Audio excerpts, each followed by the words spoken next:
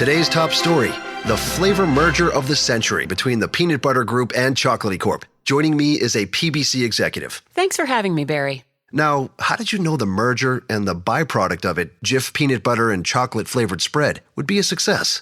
You know, it was a gut feeling, a rumbling, if you will. Besides, they're two titans of taste. Very true. Goes great with pretzels. And pancakes.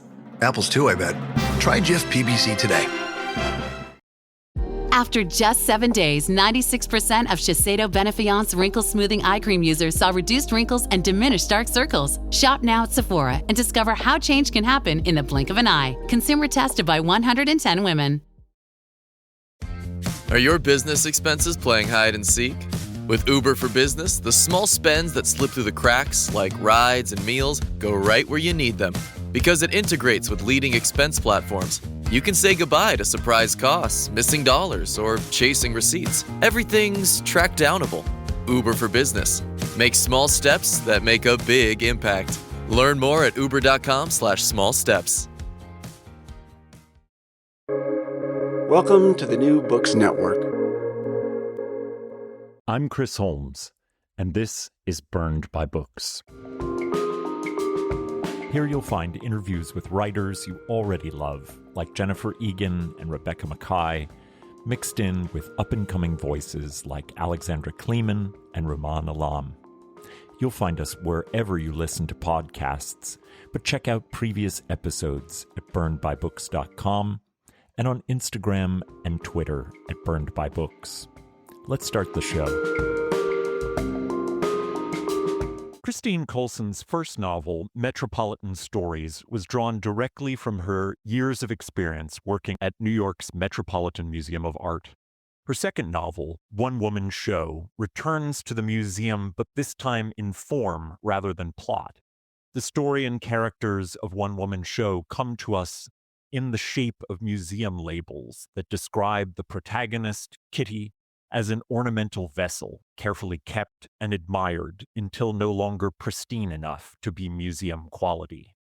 Each label is a vignette, a snapshot of Kitty's life, and occasionally her garniture, the other women in the collection, bridesmaids and rivals. Starting in childhood, working through the finest private finishing schools, college at Smith, and then inevitable marriage of good breeding, continuing the value of Kitty as a museum object passed from one collection, her wealthy parents, to the next, her husband's wing of the museum, and in which we are treated to an evolution of one woman's experience of being kept. Along the way, history will leak into the micro-narratives of One Woman Show, like the broken cups that signify World War I in Wolfe's To the Lighthouse. In this case, it is the stock market crash of '29 and World War II that will crack the enamel glazing of many prized objects in the novel. A novel of aesthetics and the imprisonment of gender, Christine Coulson's One Woman Show is a dazzling performance of formal ingenuity that never sacrifices the power of the novel to make us think and feel at a visceral bodily level, never allowing us to take our eyes off the vitrine that she so carefully sets out before us. Christine Coulson spent 25 years writing for the Metropolitan Museum of Art and left the museum as senior writer in 2019. She started at the Met in 1991 as a summer intern in the European Paintings Department and returned in 1994 to start her first job at the museum after graduate school. During her tenure, she rose through the ranks of the museum, working in the development office, the director's office, and the Department of European Sculpture and Decorative Arts. In 2017, the Met gave Coulson a year-long sabbatical to write Metropolitan Stories, her best-selling 2019 novel about the museum. Welcome to Burned by Books, Christine Coulson. Thank you for having me. I love that description of One Woman Show. Well, I'm so pleased that you're here to talk about this novel. It's such a knockout, formally so surprising at every turn. But before I get to the form, I want to start with your work at the Met. I think it's safe to say that your writing, both your previous novel and One Woman Show, are indebted in some ways to the sensibilities you gained from working in the museum and engaging with the art. While it is less direct with One Woman Show, I'm hoping you can talk to us about how this latest novel comes out of that museum aesthetic of writing. Oh, definitely. I think my eyes are my primary portal and sense to everything. So I'm a complete visual thinker, and that I think brought me to the museum, but also kept me at the museum, Mm. and that point of view was fostered and encouraged and among very like-minded people at the museum for all those years. You know, one of the things that happens when you're at a place like that for so long is that you develop a different kind of relationship with the works of art. You know, I was there every morning and every evening walking through those galleries on my own, with hearing only my own footsteps on those marble floors. And I think there's an intimacy that develops between you and the works of art that isn't always possible for the public to experience. And think you kind of allow for a different kind of relationship to evolve because of that proximity every day. It's like, the way people have, work friends who gather around the office cooler. Well, you have these works of art and they're part of your day, and I would seek them out for different reasons, different times, for solace or inspiration, but they were sentient in my perception of them. So it's not Beautiful. a big leap from that to the storytelling that was in Metropolitan Stories, which is very much about the point of view of those works of art and how they perhaps see us and the lives that they have experienced, to One Woman Show and this idea of capturing a character in an object that I'm not actually going to define for you. I never actually say what Kitty is, and she's obviously made of porcelain, and that was just a convenient medium for me to use to describe her situation. But I like the idea of using this form, and I wrote in this form a lot at the museum. Mm. I wrote labels, hundreds of them. But I like the idea of, rather than, our relationship with those labels is a lot about, like, I look at this thing and then I look at that label, that little description to kind of give me an explanation for what I'm seeing. And I wanted to create a situation in which the label is not an explanation, but rather like a catalyst. Like, I'm going to describe this thing and you're going to make it in your head, which is kind of the way we read anyway. But one of the reasons the book looks the way that it does, and every label sits on the right hand side on its own, isolated, just like you would read a label in a museum. The opposite page is always blank in order for you to kind of do that conjuring and project your own image in that. Oh, I love that. So that's the space for the artwork that's being described, Yep. or the piece of the Yes. garniture. Yep. That's so great. How did you decide that you could pull this off as a novel with a plot and character arcs? Because I can't imagine it was immediately clear to you that it would work. No, I don't think I knew from the beginning it would. It wasn't a decision as much as it was, I wanted to try it. I was writing the labels for the Met's new British galleries, and that was a really complicated, super satisfying project with a team of curators who are working on those galleries. And those galleries contain porcelain and tapestries and every possible medium, silver and furniture. And so I had this team of curators, and I come from a speech writing background. I was a speechwriter for 8 years at the museum. And so I kind of treated it like speech writing, and I would sit with them and this object, and we would talk about it, and we'd have to kind of find a story in the object. And then I would write the 75 words, and that's the rule. That's the Metropolitan Museum's rule, is that you only get 75 can't words. go over 75, no matter what. 75 words per object. Yeah. And so I would be, we'd have to make some hard choices, and I'm sitting with a person who knows everything there is to know about that thing, that 18th century teapot.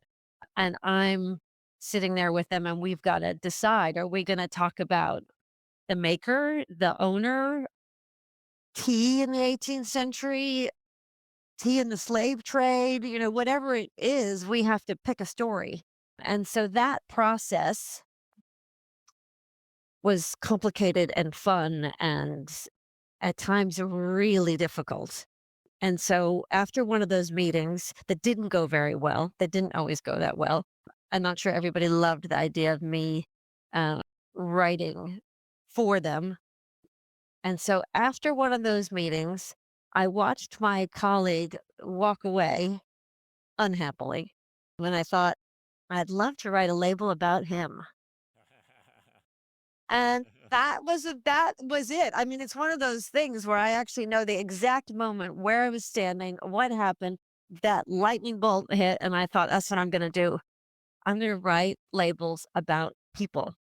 That's so great. What you're saying about the limitations of the form actually remind me of something that I was thinking as I was reading, which is that this is very much like the work of poetry with a kind of hard form that is limiting, but in those limits you find discovery, I think, Oh, the often. best stuff comes from constraint, in my opinion. Yeah. Um, Tell I us think about that. that idea that every word has to work, everything has to sing, and just tight, tight, tight. I love to write that way. And I love the challenge of it. I love the constant highlighting and hitting word count and seeing where I landed. And I'm very good at getting very close to 75 words.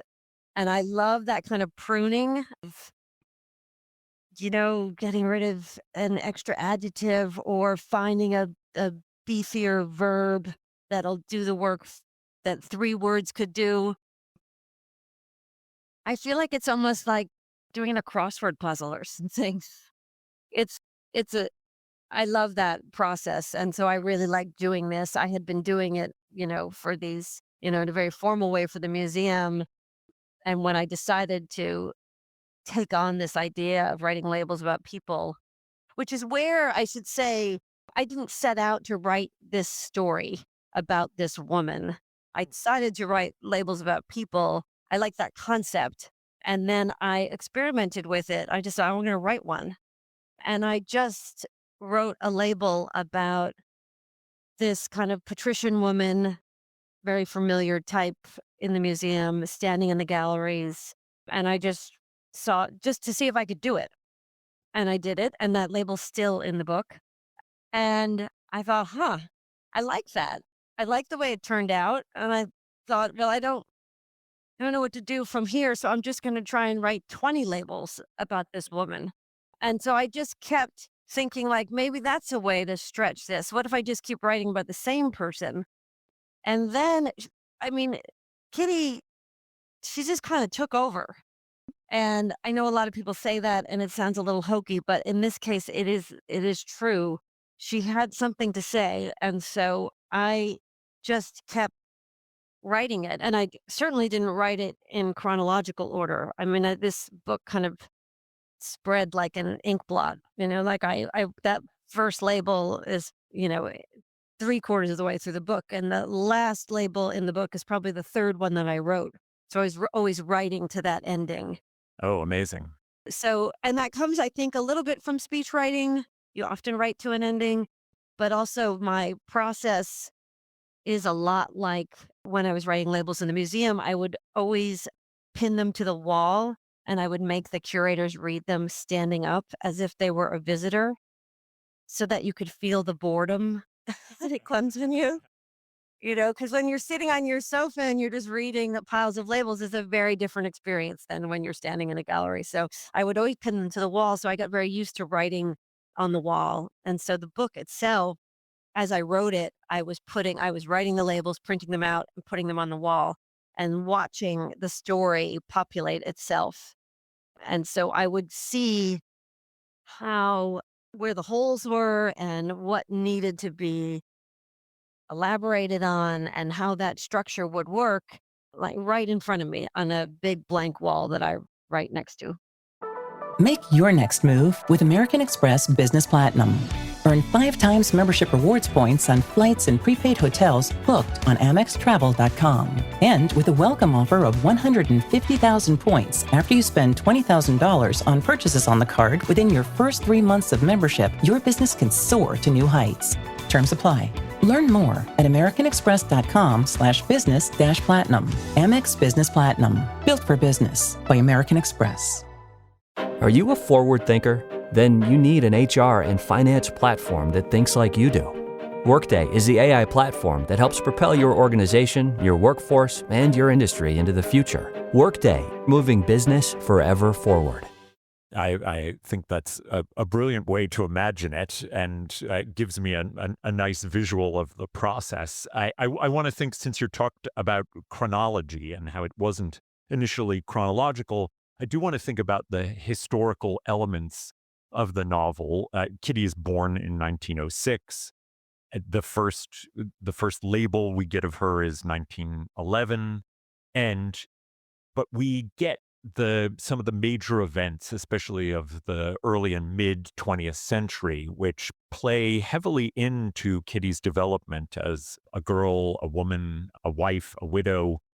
She loses her first husband to battle in World War II, and she watches many of her wealthy friends lose their place in society with the stock market crash of 29. What drew you to this particular time period, and why were those two tragedies in particular powerful moments in your imagined world? Well, I first liked the idea, and I'm not sure I knew this from the beginning, but ultimately I did like the idea of a woman occupying the 20th century, sort of starting in 1906 and then sort of kind of allowing her to exist within that extraordinary spectrum of development. The reason World War II came in so prominently is I really wanted Kitty to go into storage for a while. I'm really interested in works of art in storage and their life in storage versus their life in the incredible, glamorous retirement home that is the museum. I think people forget about the lives these objects have lived before they get to the museum, before they get put on that pedestal, that it's often kind of dusty and lonely. And so I was thinking about during World War II, the Met took its most prized works of art, and they were afraid the museum was going to be bombed, and so they moved them to a house in Pennsylvania. And so all those works of art sort of went off into storage. And so I liked that idea of, while Kitty's husband goes off to war, she goes into storage, and then she has that kind of that loneliness of being in storage, and then when he doesn't come back, that struggle when she's sort of brought back out on view. And so I liked playing with that metaphor and that moment in the Met's history kind of colliding with Kitty's story. That's so interesting. I didn't realize that about the Met during the interwar period. That's fascinating, and fascinating to think about a woman's life as having a period in storage. It's sort of such an unhappy and upsetting way of thinking about it, but so evocative in the novel. And I wonder, I mean, I don't think we can, our listeners can quite understand the form without hearing a little bit. And so I wanted you to read a section that comes from the stock market crash, and it happens to be one of the few labels that aren't describing Kitty, and it's describing a friend whose nickname is Whippy. Would you read that for us? They all have great nicknames, which was fun to write. It must have been. I laughed at every new one. Bucky and Whippy. Exactly. Whippy is probably the one that went the furthest on that. And I think if you imagine those labels you see in a museum, they all have a very similar form. So the first information you see, like those first 3 lines on the label, They're what we call in the museum world the tombstone information. And so that's the artist, the date, the medium, the title of the work if it has one. And so I appropriated that in the book to give the reader the information they need to know about the subject of the label. So what you'll hear first is that first tombstone information describing the person who is then involved in what is described in the 75-word label text. Whitney Stokes Vanderloo, known as Whippy. Former bridesmaid, crash casualty, age 23, 1929. Collection of Lincoln Taylor Vanderloo, known as Link. Ex-collection of Mary and Bingham Stokes. Contemporary accounts record Whippy's fall from the garniture installation. A historic crash wipes out the Stokes and Vanderloo fortunes, leaving only shards.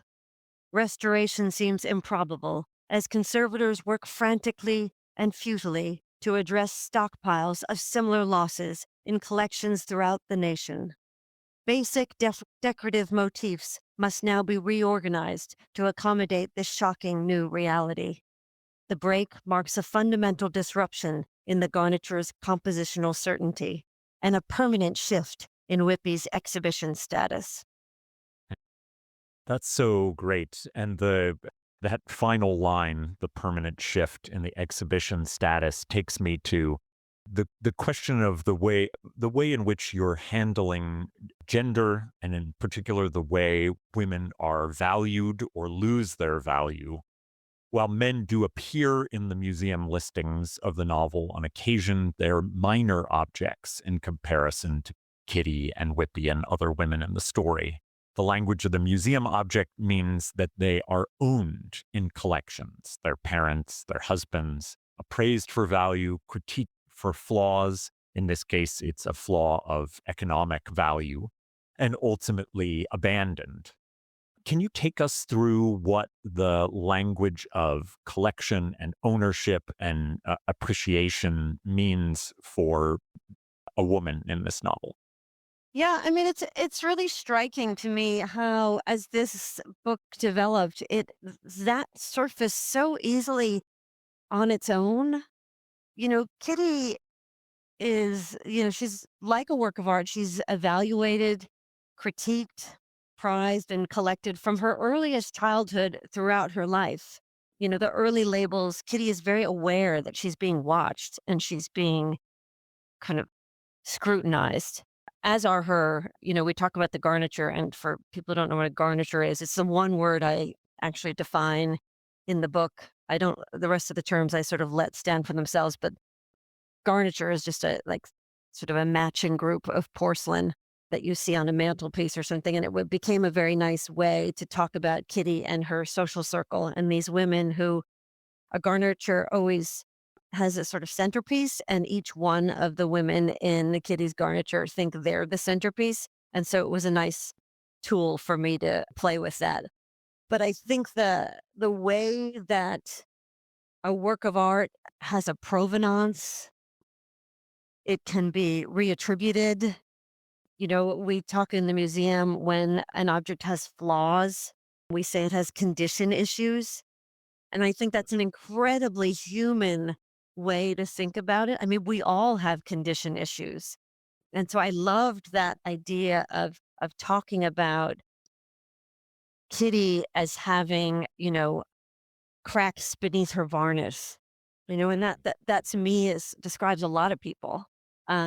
So it was amazing to me how easily the language of art connects to the language of the human condition. And, how this idea of porcelain became so fruitful because it's hard, but it's fragile. It has sort of limited utility. It's, it's made of fire, it's easily moved around and grouped with other things. And it's really hard to hide its damage. So in that way, to think about a human being in those terms, it's precious, but at the same time, the metaphor of it became really useful. Mm-hmm. Class looms large enough to be a character of its own in the novel. Even the nicknames that you so enjoyed tagging with every character, Kitty and Bucky and Biff, signify an old money opulence that pervades the collection to which Kitty belongs. You position Kitty as, on the one hand, the ultimate privileged subject, while on the other, a woman from whom everything was stolen. Take us through that contradiction and how it plays out in the tension of the novel. Yeah, and Kitty's no fragile creature. I mean, she's a tough cookie. And I liked that about her. I liked that she kept asserting herself. And I knew ultimately, I'm going to give away something here, but I knew ultimately Kitty was going to wind up alone.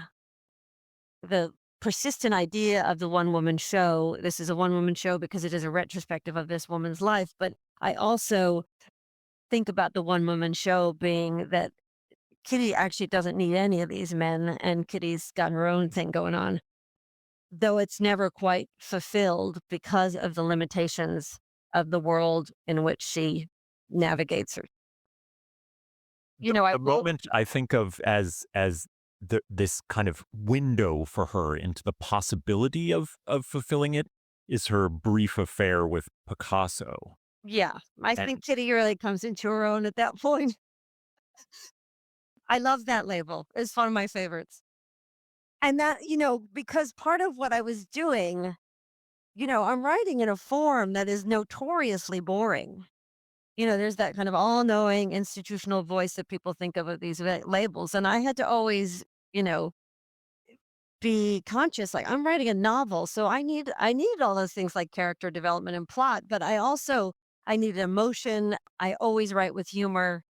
So like, part of my challenge was, how do you make a museum label emotional or funny? Can you write a sexy label?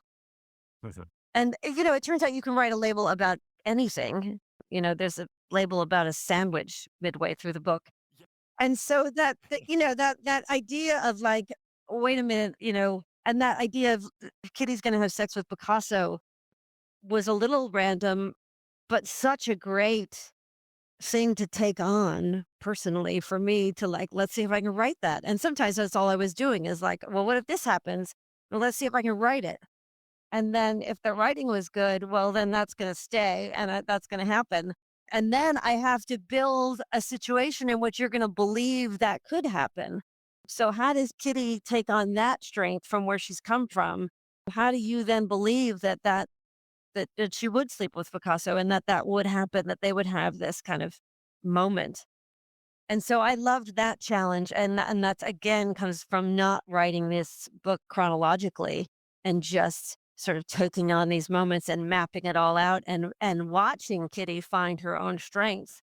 I know by the end of the book, because I wrote it very early on, that one of the things I was interested in is, I was interested in the idea of the childless woman and the sense of a woman who is rendered irrelevant for lots of reasons, age or the moment we live in now, this kind of privileged white woman doesn't have much of a voice to offer. And so that idea that like from the beginning, I know Kitty is going to become an artifact, not just an object. She's going to become an artifact. And so what is that legacy? What is she making? What is in the world? What is her place in the world? How does she live this almost century long life? What's sticky in that? And then also how the attention that she's given kind of funnels with age. There's a lot more labels when Kitty is young. She's filled with potential. She's just like this shiny new thing, and the spotlight is on her. And, the vitrine is very well kept, and everybody's watching her. And then as she gets older, you'll have a decade goes by and there's one label. Because not that many people are paying attention anymore, because now she's got some condition issues. And so there's some, the varnish is not as polished. And so I liked that idea too, that sort of metaphor of the attention that women get from that outward appearance and how that does funnel with age. And as that attention funnels, though, I found Kitty getting stronger and stronger. And so she finds her own way. And, she has that mild petty theft habit, which I don't know if you watch. Yeah, that Everyone who works at Starbucks, full or part-time, gets stock in our company, simply for being part of our company. That's why we call our employees partners, because when Starbucks succeeds, our people do too. And that success turns into down payments, family vacations, and so much more. At Starbucks, benefits like company stock are just the start. Learn more about how we support partners at starbucks.com/partners. Hello, Nigel here. As an owl, I love to be awake all night, but allergy sufferers like you probably don't feel the same. So take Xyzal at night to relieve allergies while you sleep. Then wake up fully refreshed for a more productive day. Xyzal works fast and offers 24-hour continuous relief from sneezing, runny nose, itchy watery eyes, and itchy nose and throat, so you can enjoy doing the things you love all day long. Be wise all. Take Xyzal at night. Use as directed. Starts working in 45 minutes. That's actually my next question, which I wanted to say that besides being a real wit, and you mentioned some of that wit is indebted to Dorothy Parker, which I'd love to hear a little bit about, but Kitty is a bit of a kleptomaniac. She steals things from friends and frenemies and strangers alike, and it seems to be a way for her to connect with her humanness outside of her being objectified by having these other objects. Like she can step outside of the glass case in which she's stored and observed. How do you see her thievery? And if you'd like, tell us a little bit about Dorothy Parker working her way in here. Yeah, when I wrote that first label, that experiment label, it ended with a reference to this older woman and that so much had been stolen from her. And I don't know where that came from. I just wrote it. And then I started writing Kitty when she was young, and suddenly she started stealing things. And when she's very young, and then that became a persistent theme. And I was watching it kind of happen. I think I just thought it was funny for a little bit. And then I thought, you know what? It's like one of those things that once you notice it, it's like, well, either I'm going to take it out or I'm just going to run with it. And so I really did run with it. And I loved this idea of like the collected, she being the subject of someone's collection, also being a collector. Like that she actually understands the power of possession. I mean, the things she's stealing are irrelevant, but the act of taking them was a way for her to sort of assert the fact that she knows exactly what's going on. I liked that sense of her, revealing herself in that way, but understanding her own constraint and being transgressive within it. Kitty doesn't want to be a CEO, but she wants to be independent. She's got strength. She's going to do what she wants. And she's innately competitive. And so she's kind of working with all those characteristics. And that's where that acerbic wit comes from, the judgment comes from, because she's being judged. And so that then gets transferred to other people as she gets older. And so I think that's certainly where Dorothy Parker comes in. That sense of that kind of biting. I loved that. I also love those first person Dorothy Parker stories. And so there's a point in the book where Kitty is young and she's drunk. And that was fun to write. And that's so directly from Dorothy Parker. I felt like I couldn't write it without attributing it. But I love those stories that Parker wrote about, dancing with young men, stepping on her toes and pretending she's having a good time and acting as though it doesn't matter. And it's a real commentary on the role that women are expected to play as kind of acquiescent and agreeable. But meanwhile, her inner dialogue is so brutal. And funny. Yeah. It certainly, it came through so strongly in in her internal monologue, but also just in the way that you include, there are these I don't know if I'll call them non-label pieces, but divergent pieces in which you do have strings of dialogue. Hmm. And there's wonderful wit. There's very Dorothy Parker social biting in there. And do you see those as labels, or are they standing outside? No, I think they're outside of the labels. I mean, there was a point at which I had written maybe 40 labels, and that structure was so solid and that rhythm was so established, and something about that kind of bothered me. And it was sort of like, okay, now it's time to blow it up. And the way that I decided to do that was to think about, just imagine yourself standing in a gallery at the Met and you're reading the label. And then behind you are some people talking, and they have all kinds of things to say about that same work of art that contradict the label. And so we always called those passages in the book the chatter, because that's what I thought of it as, this chatter going on. So you're in this show and you're in this like retrospective of this woman, but there's always chatter.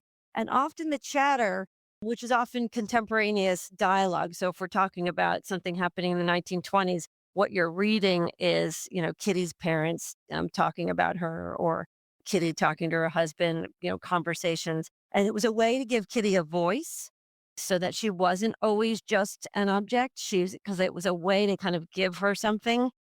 And it was a way to change the energy, to sort of, they're rare, those pages, but people started to look forward to them because there are these funny interruptions. And here comes one. So you're reading that very structured cadence of the labels, and then all of a sudden there's bits of dialogue, and sometimes it's only 2 sentences, but they're tight, and they give a moment of character that wasn't available in the labels. And so I really liked writing them, and I liked the opportunity they gave me to often insert humor, but also to sort of introduce the idea that these labels may not be that reliable, and that the story you're being told is, by definition, pared down to a certain point of view. There's a curator at work here, writing these labels and telling you this story, and this is that version. But the idea that this represents everything is impossible. It's impossible at anybody's story. But so often the labels will be at odds with that chatter. So the reader has to decide where, and not in a way that gets confusing, but I do think it raises some questions about what point of view we're getting as this. And and that's true of, I described writing labels at the museum and how we had to pick a story. By picking a story, we're by definition leaving a lot out. Yeah. Narrative is always exclusionary. Right. So I like this idea, and there's a cubism theme throughout the book that kind of goes beyond Picasso. But this idea that you're never seeing the whole thing, you're never getting the whole thing, and that just like the way you're conjuring that image on that white sheet of paper next to the label, you're also taking you're taking that glimpse, and you're deciding what to do with it, and your eye. And I explain this deep in the book, almost toward the end. There's a excerpt from a lecture about cubism that kind of, I hope, serves as an explanation for a lot of the book and what's happening, which is, this part is standing in for the whole, in the way that often, Picasso would paint, the outline of the side of a bottle and not articulate the rest of it. And it's up to you to conjure the rest and imagine it, and allow your eye to fill that in. And so I liked that idea of a kind of cubist storytelling where you're sort of intrigued by what's getting left out, and we're undermining the authority of it a little bit. That the facts are probably right, but the interpretation is always a little slippery. Huh. Before I let you go, Christine, I was wondering if you would tell us a little bit about some things that you've been reading and loving recently. I'm sure my listeners would love some recommendations. You know, I've been in a little bit of a reading rut, but I'll tell you, I write short books and I like short books, particularly when I am a little stuck and don't want to take on something really big. I kind of want to have a sort of Claire Keegan experience where you just sit down with, yeah, you just sit down with that. And I love to hear that from readers about One Woman Show, that they read it in one sitting. It takes about an hour and 15 minutes. And I think there's a sense there that it's like visiting an exhibition. You kind of sit there and you kind of go through it. You sort of learn something and think about things and come out differently than when you entered, the way you would a show. So I like that idea when people say they read it in one sitting. So I'm very attracted to books that will do that similar thing. Claire Keegan I adore because I just think she's a genius at sort of dropping you right in to a story. I read someone who reviewed One Woman Show also spoke about a book called Kick the Latch by an author called Catherine Scanlon. And this, it's a masterwork. She sort of drops us into a world I could care less about, which is like stable hands and horse racing. Me too. No bells for me at all. But the way she writes, the sheer force and economy of the writing, it just sort of it just thunders and just lays bare this whole world we never thought we cared about. It was superb. And it was Catherine, what was the last name? Scanlon, Scanlan, I believe. And it's Catherine with a K and a Y. Okay. Have you read Katie Kitamura's The Knockout? No. If you like a short novel and I am not interested in MMA fighting in the least, but it is one of my favorite all-time short novels. It sounds a little bit similar here.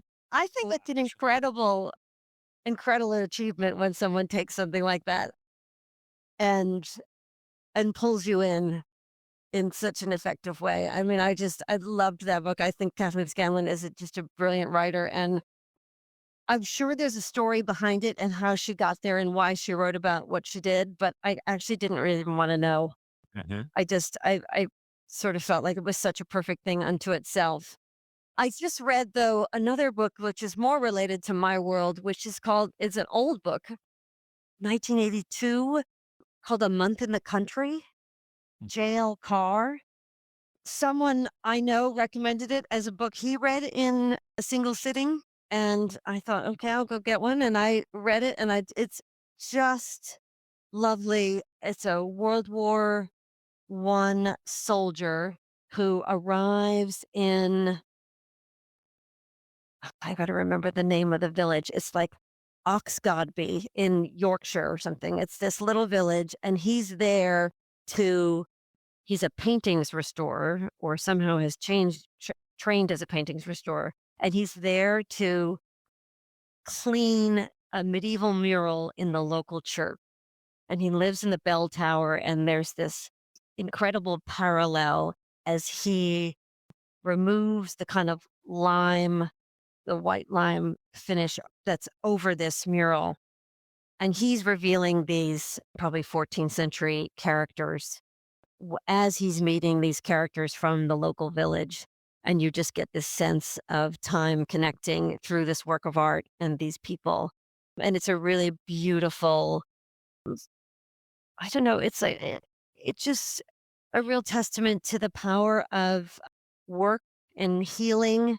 This is a soldier who has suffered, and finds kind of like-minded people in the village, and he's sort of falls in love, but it's in a situation where he can't connect with her. And it's just brilliant, brilliant. And again, I think it's 180 pages or something. I mean, but a beautiful, beautiful book. I was really overwhelmed by it.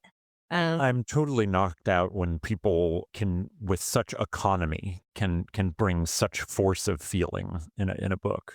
Yeah, I agree. And I'm much more attracted to that more and more than the giant, sprawling 800-page novel.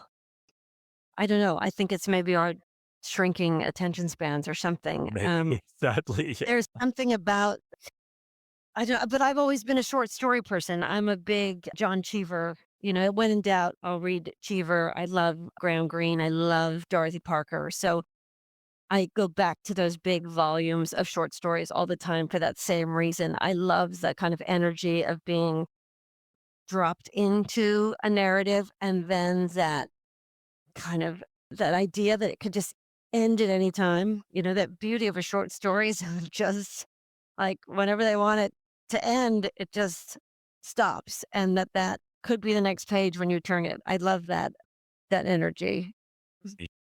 I also loved, and she's a friend, but I love this as her perhaps greatest book, Myra Coleman's Women Holding Things, which is from last year, I guess 2023, and I recently read it again. I mean, she's an artist and primarily known more for her images, but she takes on this idea about what we carry. And so she's inspired by old photographs of women where they're like literally always holding things.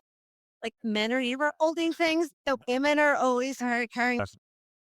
And so she was really inspired by this idea that like women are always like captured holding things. And then she kind of extends the act of holding to include like our stories and our losses and our devotion, and just kind of the idea of just holding on in an overwhelming world and kind of holding it all together. And again, it's brilliant. Each page has an image, but then there's a story, and it's really satisfying, meaty stuff, again, with incredible economy.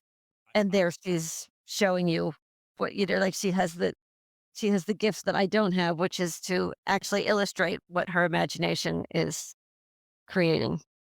I'm very excited for these recommendations because I do love a short novel. And I want to say to my listeners that if you love a short novel that is surprising and formally unique and packs a punch and will remind you why fiction just never gives up on being inventive, then please pick up One Woman Show by Christine Coulson. You will not be disappointed. And Christine, it was just such a pleasure to get to talk to you about this wonderful book. Well, thank you so much. I really enjoyed it. Thank you.